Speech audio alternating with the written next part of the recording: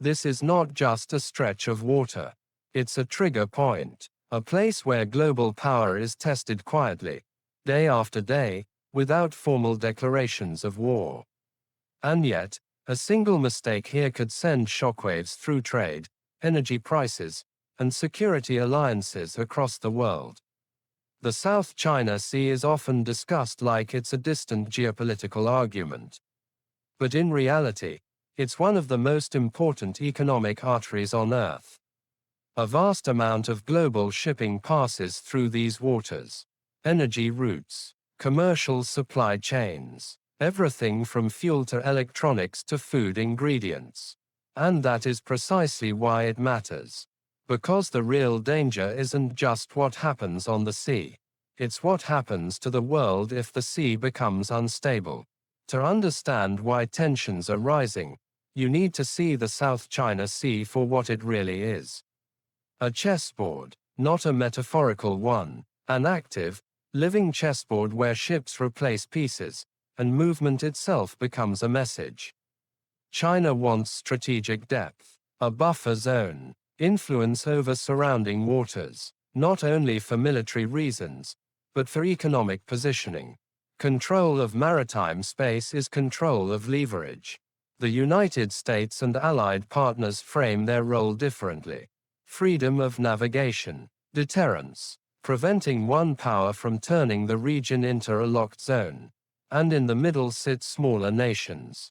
The Philippines, Vietnam, Malaysia, Brunei, sometimes caught between economic ties and security fears. Often forced to make decisions that are not ideal, but necessary. This is why the region doesn't operate like a simple dispute. It operates like pressure, constant pressure, and what's changing right now is not the existence of disagreement. It's the intensity of movement. More patrols, more close encounters, more naval and coast guard operations running closer to each other than ever before. This is what modern escalation looks like. It doesn't begin with missiles. It begins with proximity, because proximity creates friction. Friction creates emotion. Emotion creates mistakes. And in a region where multiple forces are watching one another every hour of the day, mistakes become dangerous not because of intent, but because of momentum. One side sends a patrol. The other responds. A third state gets involved. Now everyone feels they must show resolve. Not necessarily to attack, but to avoid looking weak. This is what makes the South China Sea so volatile. It's not only the power, it's the performance of power. And this is where the most overlooked factor enters. Gray zone tactics. This is conflict without the headline of war. Instead of navy against navy, you see Coast Guard against Coast Guard. Patrol vessels shadowing ships, drones, surveillance, inspections, warnings, lasers, water cannons, methods that create pressure while remaining just below the threshold that would trigger a direct military response. And it works, because it keeps everyone stuck in a permanent state of uncertainty. But here is the problem. Uncertainty is not stable. It builds tension, and tension looks for a spark. The spark doesn't need to be intentional. It only needs to be possible. Imagine a scenario that is entirely realistic. A commercial vessel moves through a contested area. A Coast Guard unit approaches to warn it. A Navy vessel arrives to support. The ship turns sharply. Another vessel misreads the maneuver. A collision happens, or a crew believes they are under threat. Warning shots are fired, not to start a war, to signal strength, to stop movement. But once a shot is fired, you have a psychological shift. Pride becomes involved. National pressure becomes involved. Media becomes involved. And suddenly, what began as a routine encounter becomes a crisis. The world often assumes conflict begins with a decision. In reality, conflict often begins with confusion. And confusion is exactly what gray zone operations produce over time. Now, beneath the visible ships and patrols, There is another battlefield most people don't pay attention to. The legal war. Because in the South China Sea, law is not merely law. It becomes justification. Different countries rely on different legal interpretations of territory and maritime zones. Some claims are recognized internationally. Some are contested. Some have rulings against them.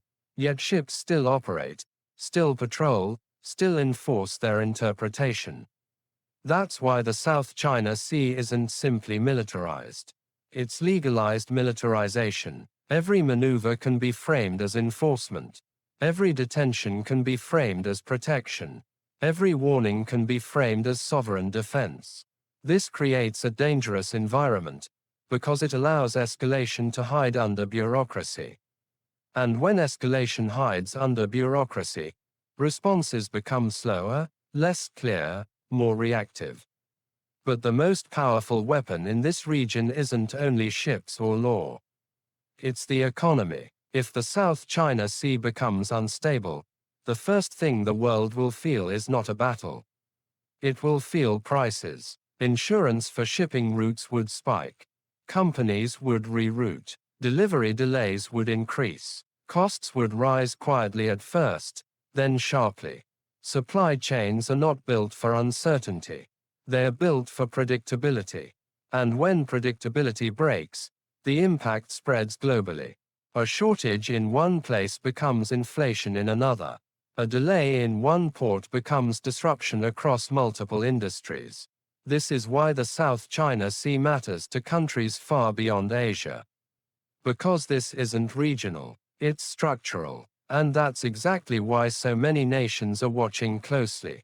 Japan, Australia, India, European economies, even states that are not directly involved still depend on stable passage through these routes.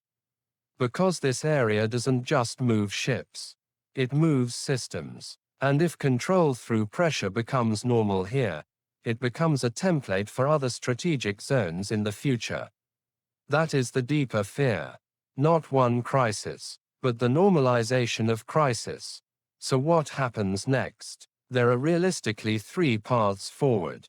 The first is managed tension. This means patrols continue, warnings continue, close encounters continue, but everyone stays disciplined enough to avoid a major incident. The situation becomes a permanent standoff. The second is a serious incident, a collision, a miscalculation, an escalation chain. Not a full war, but a major crisis that forces emergency diplomacy and military mobilization. The kind of event that shakes markets and changes regional behavior for years. The third path is controlled escalation becoming the new normal. Gray zone tactics intensify. More inspections, more harassment, more block-like operations. Not war, but sustained pressure.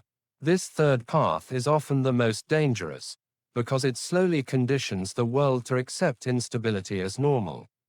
And once instability becomes normal, people stop reacting until the day something truly breaks. That brings us to the conclusion that most people avoid. The South China Sea is not a future risk. It is a present-day test. A test of resolve. A test of discipline. A test of how power competes when open conflict is too costly, but retreat is unacceptable. This is why naval escalation here feels unpredictable. Because it is not built on one dramatic event. It is built on daily pressure. And daily pressure eventually produces a moment where someone misreads the board. When that happens, the consequences won't stay on the water. They will travel through trade, through economics, through diplomacy, and through security. And the world will learn, very quickly, that the most dangerous conflicts are not always announced. Sometimes they arrive quietly, ship by ship, move by move, like chess.